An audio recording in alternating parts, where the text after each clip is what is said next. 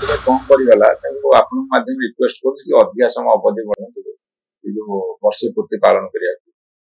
ଯାହା ତ ବର୍ଷେ ପୂର୍ତ୍ତି ଭିତରେ କରିଛନ୍ତି ହିସାବ ନିକାଶ ହବ, ସିଏ ଦେବେ ତାଙ୍କ ସଫଳତା।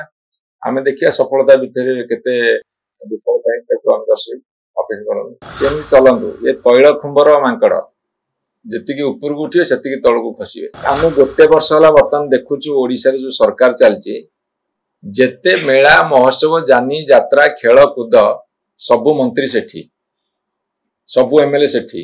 ସରକାର କେମିତି ଚଳେଇବାକୁ ପଡେ, ମନ୍ତ୍ରୀ ମାନେ କେମିତି ଯୋଉଟା ଆମର ହେଇଛି ଲୋକସେବା ଭବନ ସେଠିକି ଆସିକି ଅଫିସର ମାନେ ରିଭ୍ୟୁ କରିବା, କୌଣସି ଜିଲ୍ଲାକୁ ଯାଇକି କେତେ ପ୍ରଗତି ହେଇଛି ନ ହେଇଛି ତାକୁ ତଦାରଖ କରିବା, କେତେ ନୂଆ ନୂଆ ଆଇନ ପ୍ରଣୟନ କରିବେ, କେତେ ସ୍କିମ୍ କରିବେ, କେତେ ପ୍ରୋଜେକ୍ଟ କରିବେ, କେତେ କାମ ହଉଛି ତାକୁ ତର୍ଜମା କରିବେ।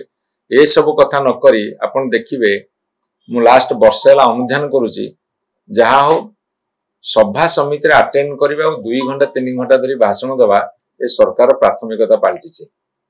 ତେଣୁ ବର୍ଷେ ପୂର୍ତ୍ତି ଉତ୍ସବରେ ମାସେ କୌଣସି କରିବେ ତାଙ୍କର ଉତ୍ସବ, ଏ ତ ବର୍ଷ ସାରା ମହୋତ୍ସବରେ ମାତିଛନ୍ତି।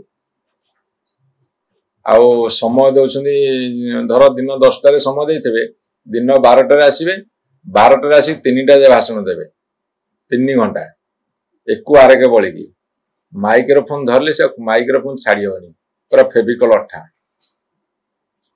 ତେଣୁ ମାସଟା କମ ପଡିଗଲା, ତାଙ୍କୁ ଆପଣଙ୍କ ମାଧ୍ୟମରେ ରିକ୍ୱେଷ୍ଟ କରୁଛି ଟିକେ ଅଧିକା ସମୟ ଅବଧି ବଢାନ୍ତୁ ଏଇ ଯୋଉ ବର୍ଷେ ପୂର୍ତ୍ତି ପାଳନ କରିବାକୁ।